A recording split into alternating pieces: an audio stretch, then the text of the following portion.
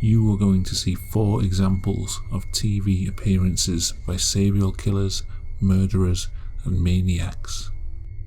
In all but one case, the killers appeared on TV before they were caught for their crimes, making their words and actions on these shows even more sinister. The first video is of a newsfile interview with a man named Stephen McDaniel. He believes he is being interviewed about the disappearance of his neighbour and classmate, a woman named Lauren Giddings. Listen carefully to his reaction when the interviewer tells him that the body has been found. Yeah, Lauren was my neighbor.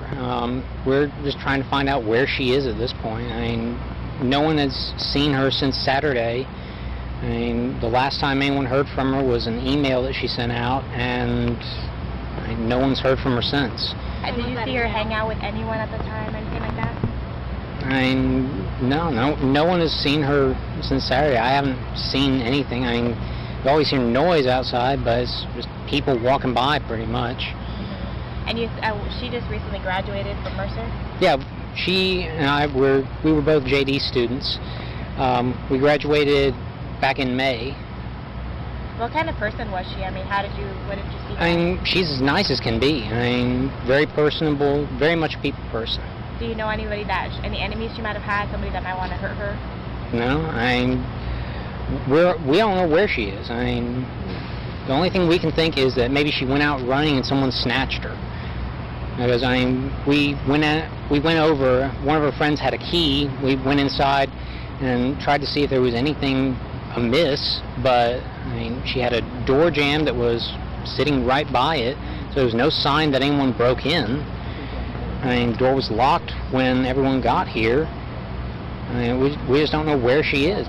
What about in the parking lot area? I know they've been doing a lot of, I think that's where they have recovered the body or whatever they recovered from there. Body? Had you seen anything there? Had you seen anything there? I mean, we don't know if this is the same person. You know what I mean? Like, they took out a body there earlier. We don't know if it's the same person or not. So that's how we're trying to ask people if they know who lived there. Are you okay, sir? I think I need to sit down. Okay. His reaction here is chilling. Stephen McDaniel had murdered Lauren Giddings 3 days earlier and didn't know that the police had found the body. This is not the reaction of a man grieving for his friend, but of a cold-blooded killer who knows he is going to be caught. McDaniel had become obsessed with his classmate, and as graduation neared, he couldn't bear the thought of not seeing her again. Detectives investigating his computer found videos that he'd recorded using a camera on a 6-foot pole to video Giddings through a second-story apartment window. On the 26th of June 2011, McDaniel donned a black mask and broke into Giddings' apartment while she was sleeping. He pounced on her in bed and began to strangle her. During the struggle, she managed to tear off his mask. Seeing that it was a friend and neighbour strangling her, she pleaded through her constricted windpipe, "Please, Stephen, please stop." He strangled her for a full 15 minutes until he was sure she was dead. Then he dumped her body in a bath. He returned later with a hacksaw and sliced off her arms, legs and head, wrapping the pieces in black plastic bags and throwing them into a school dumpster.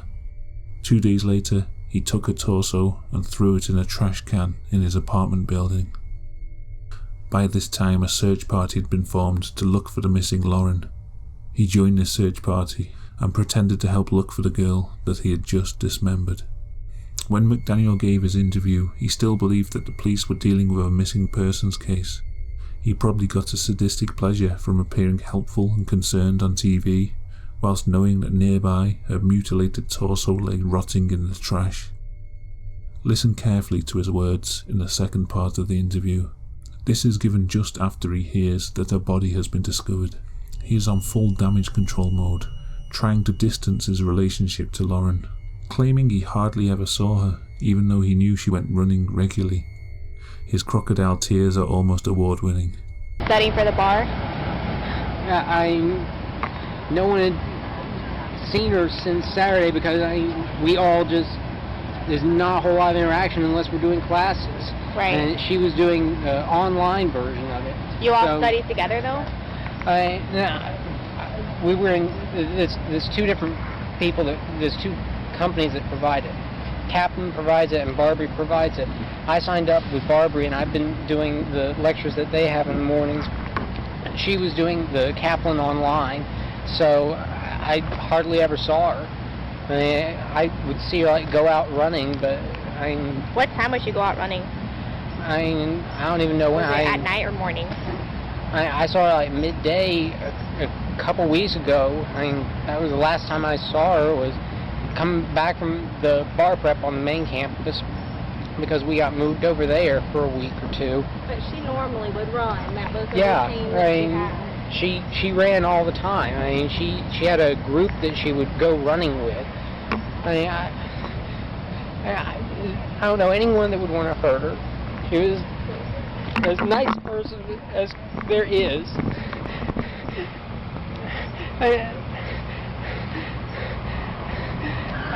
Was she moving soon? Did you know anything about her? Yeah. She was going to be moving out today. She was supposed to move out today because someone else was going to be moving into her apartment, the new law student. Do you know if she was planning? Where is she from? Is she from Maryland? Yeah, she's from up in Maryland. Can I just put this on you so we can hear you? Is that all right? Okay. I'm so sorry. Here, and you can just hold on there. Thank you. Yeah, she's from Maryland. Yeah, I mean, she was from up in Maryland. I mean, all her family was there, as far as I know. I mean, What's going on in your mind right now? Like, what are you thinking? Why would anyone do this? She didn't hear anything? No. Didn't see anybody? I just heard something. Maybe I could have helped. It's okay, don't worry. Do you want to sit down for a second? Get something to drink? Joe, he got onto her computer last night to see if she had said anything. She'd sent an email out to some people that afternoon talking about like going out to eat or something. And the last thing that there was an email that she sent out after 10 that night where she sent to, I think it was someone in Atlanta, a friend of hers in Atlanta, and she said that she was afraid in her apartment that she thought that someone had tried to break in on Thursday night, and she was afraid to stay in there. But where did you hear that from? From Joe? He pulled it up and we read it off the screen. She had said that to a friend in Atlanta? Yeah, I can't remember his name, but... And you hadn't heard anything on Thursday night? No. She never came to you to tell you anything? No, if she had, I could have done something. I could have lent her a handgun. I've got a little handgun that I have for defense. And Or she could have slept over or something. Yeah, something. If she was afraid in her apartment, then, get her out of there. Is that No, they haven't confirmed, at least not with us, that it was Lauren that they found. Are you holding out any hope right now?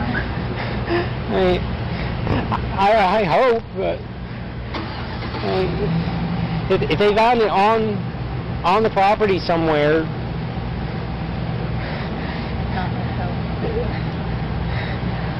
You hadn't heard anything about a body until you were talking to us earlier? No.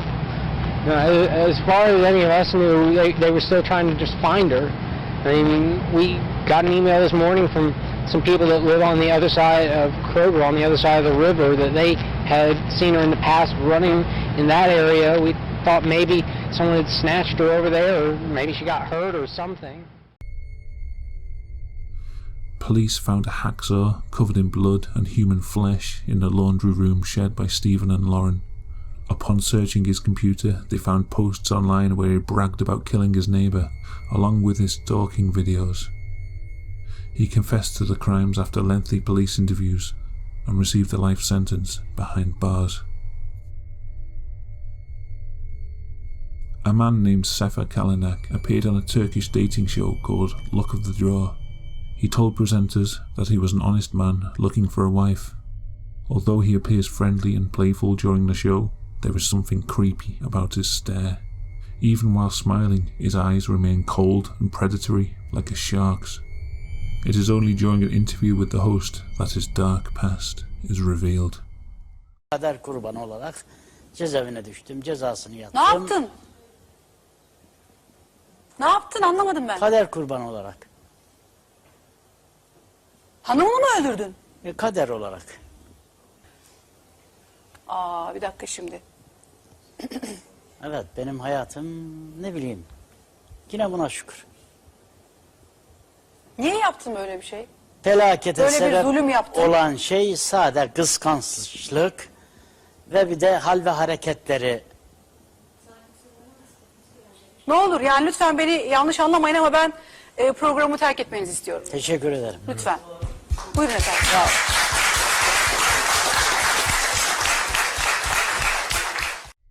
Kalanick had previously spent 14 years in prison for killing 2 of his former partners. His first wife he killed when he suspected her of cheating and he became jealous. After being released from jail for this first murder, he remarried but soon began an affair with another married woman. She promised she would leave her husband for him, but when she changed her mind, he grabbed an axe and chopped her into pieces in a fit of rage. He served another prison sentence for this murder. After being released a second time, he found it difficult to find love, most women becoming frightened of him once they discovered his murderous past. He decided to go on a dating show to find love. The emotionless way he describes his killings shows his sociopathic nature. He justifies the murders by saying, "I did what I had to do." Upon hearing his confession, the host kicks him off the show. It is thought that he is still out there looking for a wife. Perhaps he is no longer so honest about his past.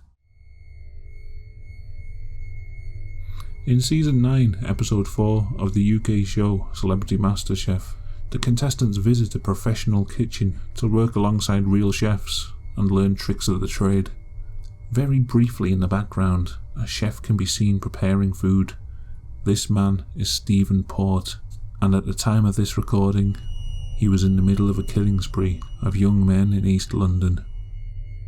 After meeting men on Grindr, he would take them back to his flat, have sex with them, and then feed them a lethal dose of gamma hydroxybutyrate, the date rape drug known as GHB.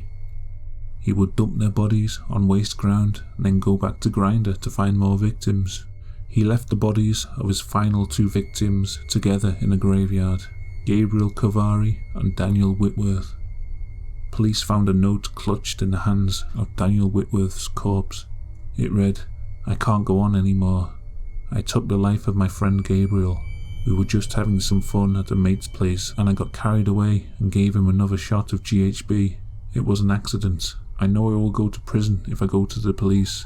I have taken what GHB I had left with some sleeping pills. If it does kill me, it's what I deserve." Later analysis revealed that Daniel didn't write the note. It was written by Stephen Port in an attempt to cover up the murder. During the TV show, he is seen wearing a blonde wig. Maybe it's an attempt to disguise his identity. What I find sinister about this footage is that a man who poisoned his victims is seen happily cooking food alongside the celebrities. Who knows what else he's put in people's food during his career as a chef. This is Rodney Alcala appearing on a dating TV show called The Dating Game. At this point in his life, he was in the middle of a killing spree, having murdered at least 2 women already. He was also a registered sex offender, having been convicted for the rape of an 8-year-old girl years earlier. Despite this conviction, he was allowed to appear on the dating show. Number 1, would you say hello to Cheryl, please? We're going to have a great time together, Cheryl. Okay. Although Alcala only confessed to 5 murders, investigators have speculated that he could have killed many more. Some even put his kill count at over 150 women and children. I'm a drama teacher, and I'm going to audition each of you for my private class. Bachelor number 1. You're a dirty old man. Take it. Oh, come on, over here.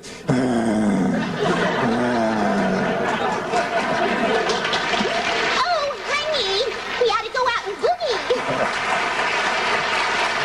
boogie. Really? Alcala's crimes were especially cruel and sadistic. He would beat his victims with hammers, rocks, and metal poles before raping and strangling them. He made sure that their deaths were slow and painful, often strangling his victims unconscious, then waiting for them to revive before torturing them some more. Sometimes he would choke them unconscious over and over and over again before finally killing them. Bachelor number 1. Yes. What's your best time? The best time is at night, nighttime, Why do you say that?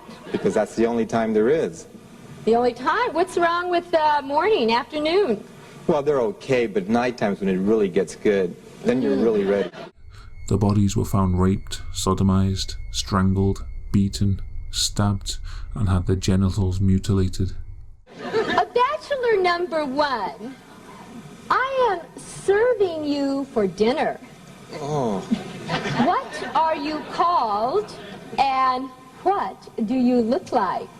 I'm called the banana, and I look really good. Can you be a little more descriptive? Peel me.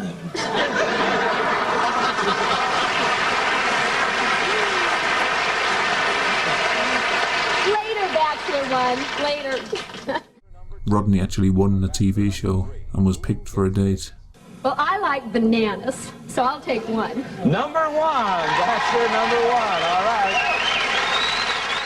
But then the contestant who picked him, Cheryl Bradshaw, refused to actually go on the date because after meeting him face to face, she found him extremely creepy. He's a skydiver, so he's got a lot of nerve. He's into motorcycling. He's also a fine photographer. Say hello to Rodney Alcala. Rodney, come on and say hello. Congratulations, Rod. You did it with the one answer. Well, it's fine. It is thought that this rejection caused Alcala to commit at least 3 more murders. The detective investigating the case said that psychopaths do not deal well with rejection. This may have fueled his lust for murder and hatred of women even more. What I find most frightening about this footage is how charming he appears to be. I can imagine him talking to his victims this way before killing them, maybe even whilst he is torturing them. This line in particular holds many sinister overtones. We're going to have a great time together, Cheryl. We're going to have a great time together, Cheryl. We're going to have a great time together, Cheryl. I can only imagine what would have happened to Cheryl Bradshaw if she hadn't gone on that date. Thank you for watching this video. I now have a Patreon page, so if you would like to help fund future content, please check it out and consider donating. Alternatively, you can support this channel by simply sharing these videos wherever you can. The more views I get, the less I have to work at my crappy day job, so I can make more videos instead. Till next time, goodbye.